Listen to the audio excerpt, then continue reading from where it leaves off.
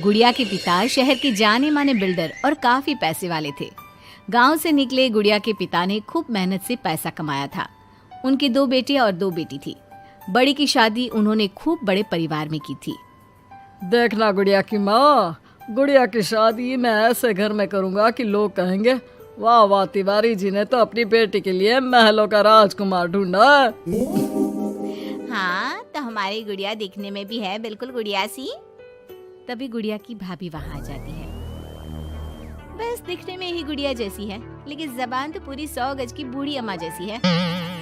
अरे फिर बोली तू, गरीब घर की लड़की अमीर घर का लड़का पटा लिया, वरना तो हम अपने बेटे के लिए भी अंबानी से कम की बहू ना लाते। अरे बस करो, ऐसे बात नहीं करते बहू से।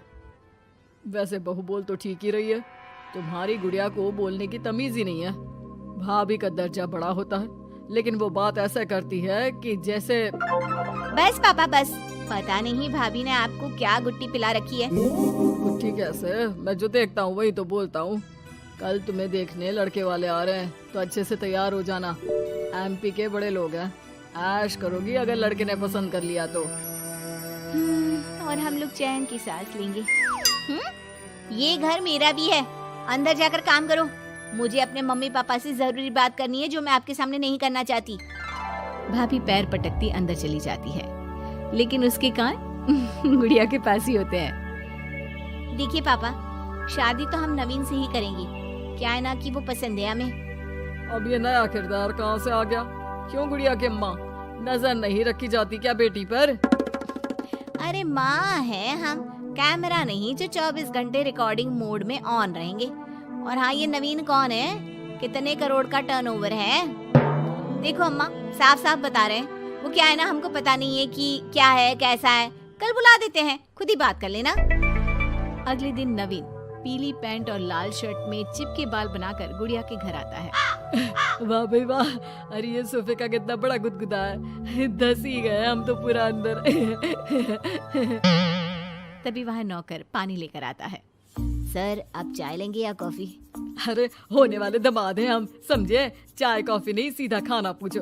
वैसे एक काम करो, वो काजू होता है ना, उसको जरा देसी घी में अच्छे से तल कर ला दो, ठीक है? हाँ, और हाँ, बादाम को पीस कर दूध में उबाल कर वो भी ले आओ साथ में, ठीक है?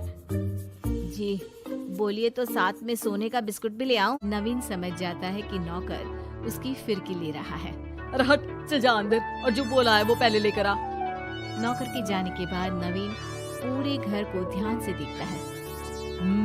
सोने का बिस्किट भी हम लेंगे, लेकिन वो भी सोने की ईंट के साथ।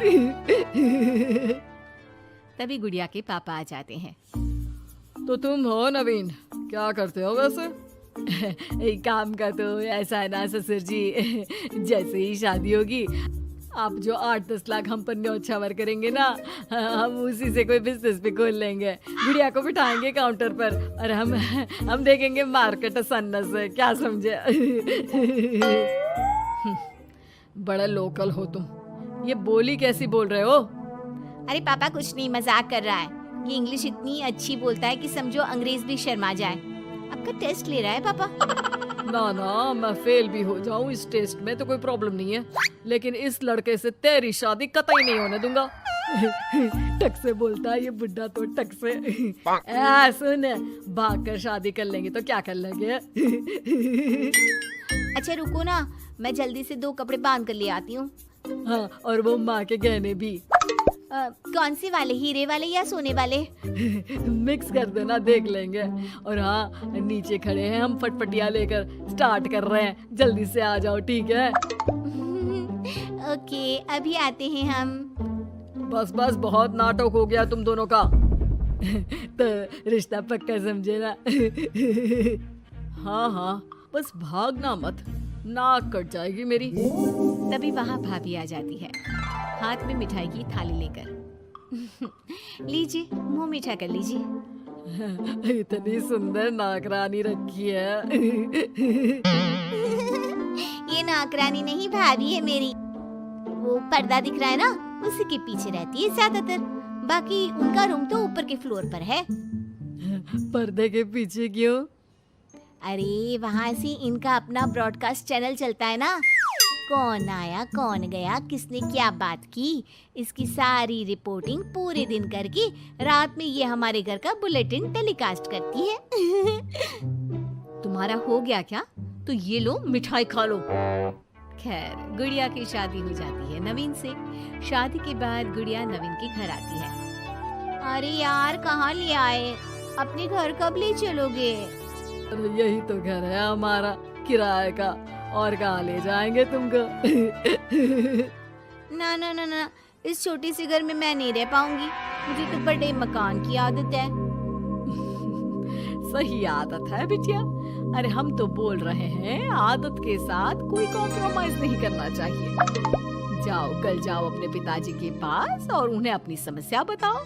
अरे तिवारी बिल्डर का तो नाम चलता है, दुनिया को घर दिलाते हैं, अपनी बेटी को कैसे छोड़ देंगे इस छोटे से घर में? होता भी वही है। गुड़िया के पापा उसे एक मकान ले देते हैं। देखिए पापा जी, आपने गुड़िया दीदी को शादी में लाखों दे दिए, मैंने कुछ नहीं कहा। आपकी बेटी है, लेकिन ये तो रुकने का नाम ही नहीं ले रही है। अब घर भी ले लिया। अरे कितना देना है, कब तक देना है? तेरे पेट में क्यों दर्द हो रहा है? मेरी बेटी है, जितना चाहेगी, जितना मांगेगी उतना दूंगी। उधर गुड़िया के ससुराल में, मैं आज नाश्ते में कुछ हेल्दी लूंगी, मेरे लिए कोई कुक है क्या? जो है मैं ही हूँ, बताओ क्या खाना है? सारा दिन तो मैं घर पर ही रहता हूँ। क्यों, काम पर नहीं जाओगी क्या? अरे काम किसके पास है, मेरे पास तो कोई काम ही नहीं है। अरे कैसी बात कर रहा है बेटा? तिवारी जी की बेटी से शादी की है, कोई मजाक थोड़ी ना है। बस फिर क्या था, गुड़िया फिर पहुंच जाती है पिता के पास और नवीन को काम पर लगाने को कहती है। नहीं नहीं, अपने बिजनेस में जवाई को घुसाने की कोई जरूरत नहीं है पापा जी। बात तो ठीक बोल रही है तेरी भाभी। इस बार उसे बोल दे कि मैं कोई मदद नहीं कर पाऊंगा। गुड़िया वापस ससुराल आकर नवीन को पिता की बात बताती है। ठीक है, फिर तेरा भी क्या काम है, निकल यहाँ से। जब तुम्हारे पिता दामाद को नौकरी नहीं दे सकते तो क्या कर सकते हैं, हाँ? वो गुड़िया का सामान देकर उसे बाहर करने ही वाला होता है कि सामने गुड़िया के पिता आ जाते हैं। वो सामान लेकर क्यों जाएगी? मकान मैंने भले ही दिया है, लेकिन मकान का नाम मेरी बेटी का है, तुम्हारा नहीं।